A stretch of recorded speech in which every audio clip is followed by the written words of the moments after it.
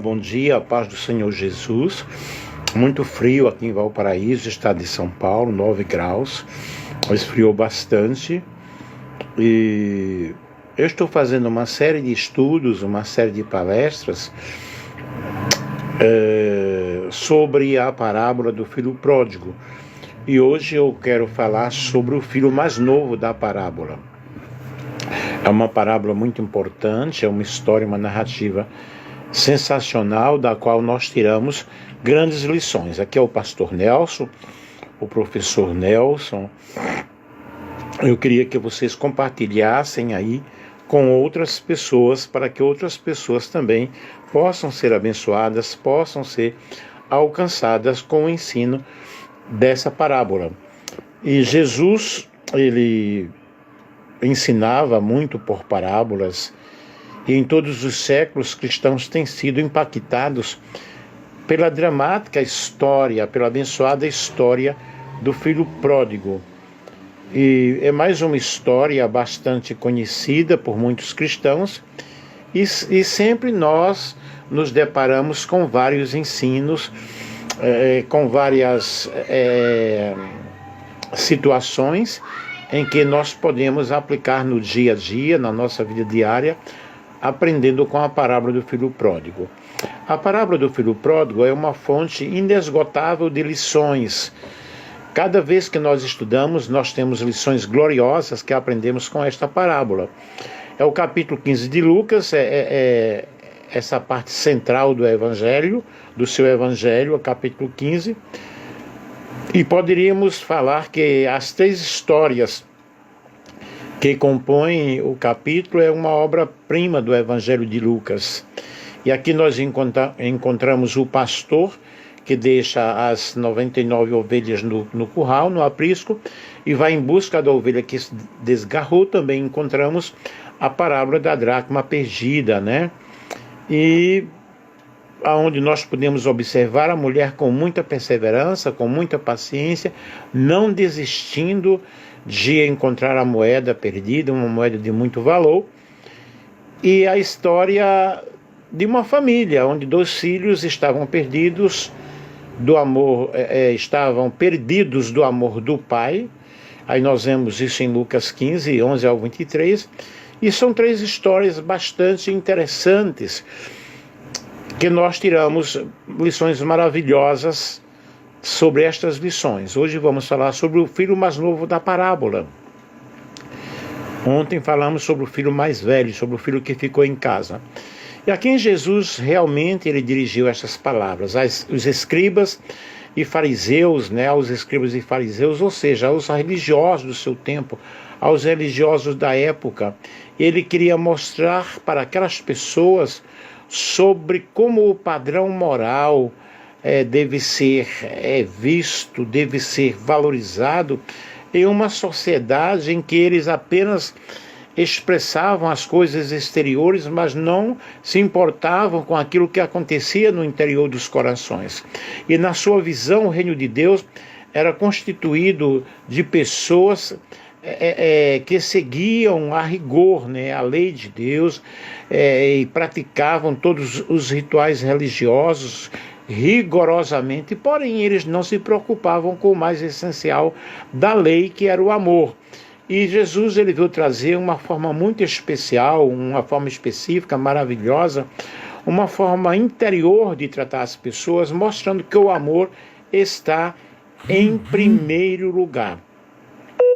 E nós observamos aí nessa parábola algo muito especial, algo maravilhoso. Qual era a acusação desses religiosos para com Cristo, né? Os fariseus e os escribas murmuravam dizendo: este recebe pecadores e come com eles. Lucas capítulo 15, o versículo 2. Qual era o problema de Jesus? Ele recebia pessoas, ele estava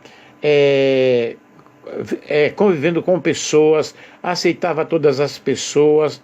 Na mesa de Jesus estavam incluídos os marginalizados da sociedade, aqueles todos que estavam longe de Deus. Jesus estava com um ministério específico, exclusivo. Jesus inclui os excluídos da sociedade.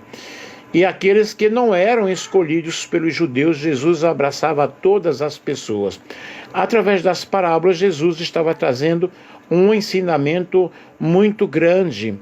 E, aliás, precisamos notar que ela não foi perdida, mas que ela mesma se desgarrou do rebanho, aí falando sobre a ovelha, e esse pastor aí em busca da ovelha, o que muitos pastores hoje não fazem.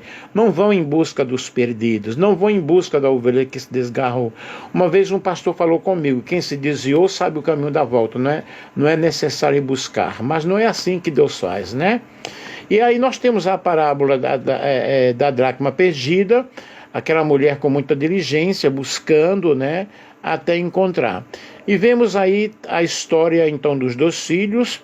A parábola do filho pródigo, ela se divide nos seguintes pontos. Primeiro, a partida, nós vemos em Lucas capítulo 15, 11 ao 3, a miséria, a contrição, o retorno, a aceitação. E são vários personagens que temos essa história, mas aqui eu vou falar sobre o personagem menor, sobre o filho menor. E nessa parábola do filho pródigo, o filho mais novo, representa justamente aqueles que se afastam de Deus, aqueles que se afastaram do caminho do Senhor, foram correndo para o mundo viver outra forma de vida. Mas depois de arrependimento, depois de buscar o perdão, ele é agregado novamente no seio familiar ou no ambiente cristão. Ele simboliza a distância emocional e espiritual que pode existir, mas também a esperança do retorno, a esperança do perdão, a possibilidade de ser acolhido, de ser reconhecido e de ser bem tratado. O filho mais novo, insatisfeito com a vida em casa, ele pede a parte da sua herança e parte para um país distante, para um país muito longe, onde ganha tudo, ou seja, onde gasta tudo, né? Ele levou a sua herança, ele gastou com excessos, com vícios, com prostituição. Isso representa a decisão de se afastar da orientação, do cuidado, da proteção, do amor do pai, buscando prazeres efêmeros, fugindo da sua responsabilidade dentro do seu lar. Aí nós vemos ele voltando, né, perdido, humilhado, maltrapilho, e quando a herança se acaba, o filho mais novo se vê em uma situação deplorável, uma situação muito difícil, de extrema pobreza, extrema humilhação, necessidade, chegando ao ponto de trabalhar ali, cuidando de porcos, alimentando-se da própria comida dos porcos. Mas ele tem um arrependimento, o filho mais novo reconhece a sua falha, reconhece a sua situação, e com a sua alma angustiada, todo quebrado, ele decide voltar para casa, que é recebido pelo pai com muita alegria, o pai com um regozijo muito grande, recebe o filho de volta, vestindo-o com uma roupa nova, celebrando a vida, celebrando a volta. Isso demonstra, na realidade, o grande amor de Deus, o amor incondicional de Deus para com as pessoas.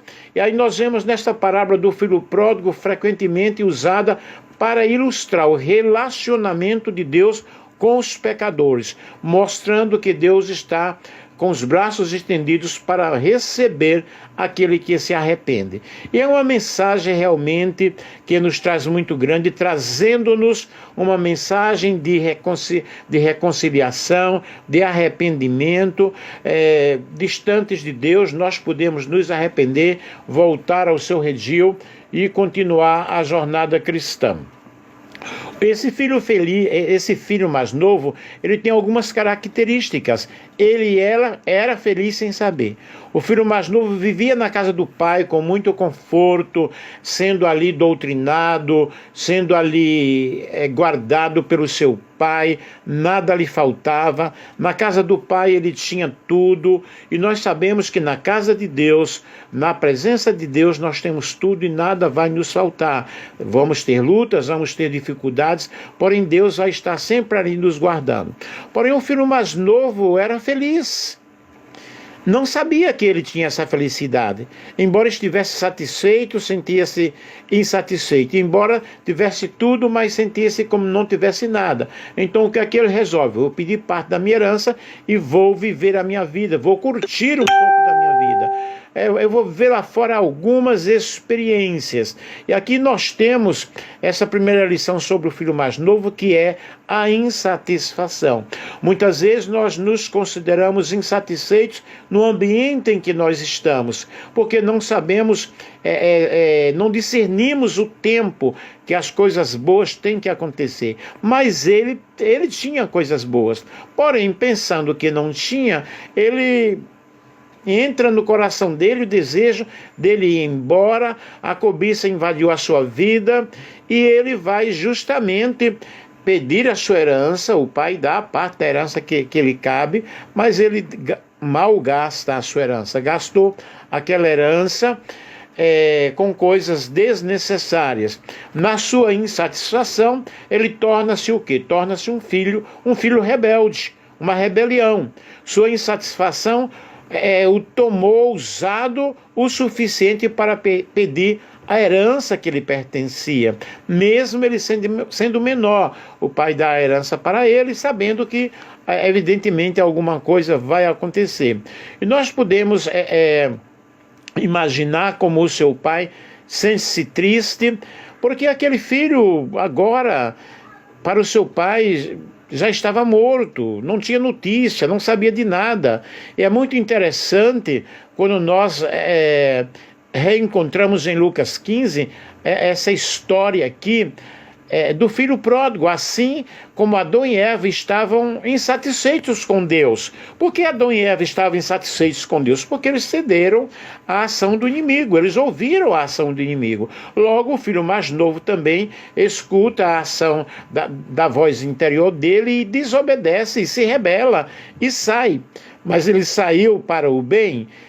Não, na realidade, algo mal aconteceu na vida dele, porém, ele teve que aprender a lição, porque ele se arrependeu, ele voltou.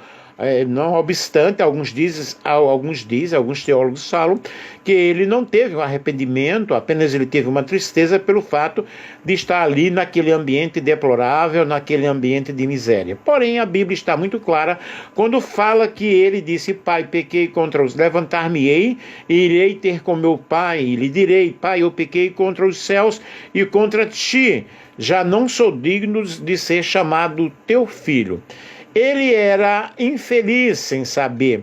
O filho mais novo partiu para uma terra distante, onde as atrações do mundo borbulharam a sua vida, borbulharam a sua mente de todas as formas, de todos os lados. O que ele faz? Ele mergulhou realmente na podridão, ele mergulhou na prostituição e tomou das taças do prazer deste mundo, que o mundo oferece.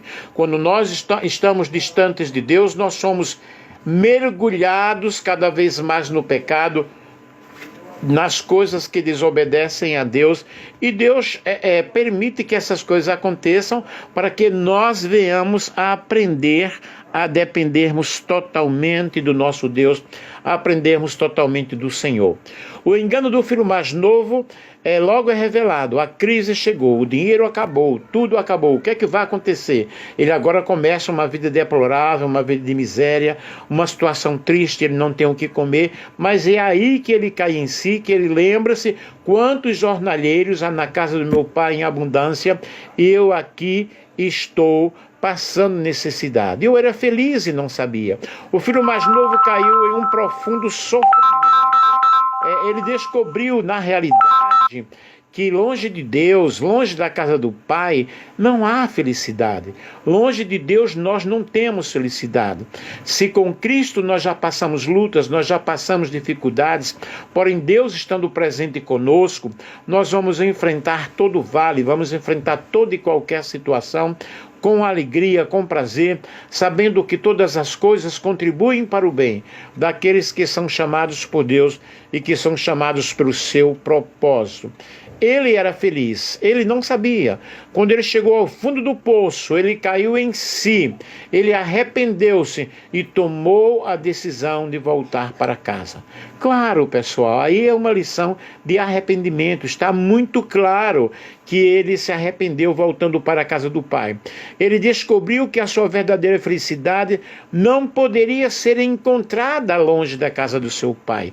É aí justamente quando nós descobrimos que a nossa verdadeira alegria, que o nosso verdadeiro prazer é dentro da casa do Senhor, é na presença do Senhor, é em comunhão com Deus.